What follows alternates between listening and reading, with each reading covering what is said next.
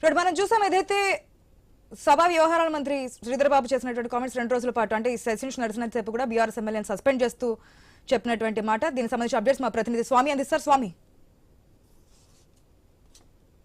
BRS శాసనసభ్యులను శాసనసభ speaker గడ్డం ప్రసాద్ కుమార్ 2 రోజుల పాటు సస్పెండ్ చేశారు. ఇవాళ రేపు 2 రోజుల పాటు సస్పెండ్ చేశారు. సభలో హౌస్ కమిటీ వేయాలని పట్టుబట్టినటువంటి బీఆర్ఎస్ సభ్యులు పదే పదే సభ కార్యక్రమాలకు అంతరాయం కలిగిస్తున్నారని చెప్పేసి ఎల్ఏ మినిస్టర్ శ్రీధర్ బాబు ప్రవేశపెట్టినటువంటి తీర్మానానికి వాళ్ళని సస్పెండ్ చేసి పెట్టిన తీర్మానానికి సభ ఆమోదించి వాళ్ళందరూ కూడా సస్పెండ్ చేయడం జరిగింది. ఒకవైపు సభలో కడియం సిఆర్ పట్ల అనుచితంగా వ్యవహరించినటువంటి ఒక దళిత నాయకుని అవమానించారని చెప్పేసి పాడి కౌశిక్ రెడ్డి పైన క్రమశిక్షణ చర్యలు తీసుకోవడం కోసం దాన్ని ఎథిక్స్ కమిటీకి కూడా రిఫర్ చేశారు. ఎథిక్స్ కమిటీని వెంటనే కాన్స్టిట్యూట్ చేయాలని చెప్పేసి ముఖ్యమంత్రి సభానాయకుడు రేవంత్ రెడ్డి ఇటు ఎల్ఏ మినిస్టర్ శ్రీధర్ బాబుకు సూచించారు. వెంటనే దీనికి సంబంధించినటువంటి తీర్మానాన్ని ఆమోదిస్తూ ఒకవైపు చర్యలు తీసుకుంటున్నారు. మొత్తానికైతే శాసనసభలో ఈ రోజు ఉదయం నుంచి కూడా వాడివేడి చర్చ కొనసాగుతుంది. ఉదయం నుంచి కూడా పొంగులేటి శ్రీనివాస్ రెడ్డికి సంబంధించినటువంటి రాఘవ కన్స్ట్రక్షన్ సంబంధించినటువంటి అక్రమాలపైన హౌస్ కమిటీ వేయాలని చెప్పేసి కూడా బీఆర్ఎస్ సభ్యులు ఉదయం నుంచి కూడా పట్టుబడుతూ వస్తున్నారు. నిన్న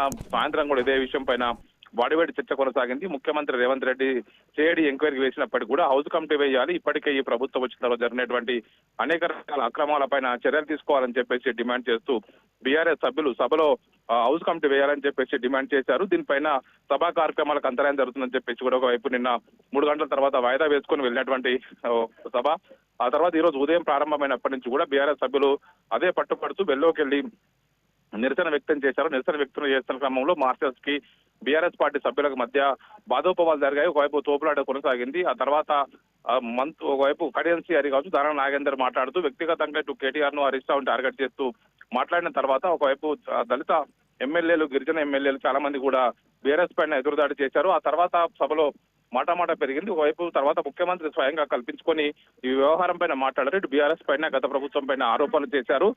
కడియం సిఆర్ ని అవమానించినందుకు ఆడి కౌశిక్ రెడ్డి మీద చర్యల కోసం ఎథిక్స్ కమిటీకి డిసిప్లిన్ కమిటీకి రిఫర్ చేశారు. ఇటు బీఆర్ఎస్ సభ్యులు ఎంతసేపు బతిమలాడినప్పటికీ కూడా సభ కంట్రోల్ రాకపోవడంతో కూడా ఇవాళ రేపు 2 రోజుల పాటు వారిని సభా కార్యక్రమాలకు దూరంగా ఉంచుతూ సస్పెండ్ చేస్తూ నిర్ణయం తీసుకున్నారు. ఆశ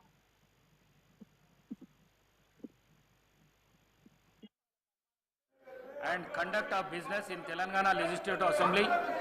This House resolves to refer the unethical behavior of Sri Padi Kaushik Reddy in the August House. Sri Kadiyam Srihari, a senior member.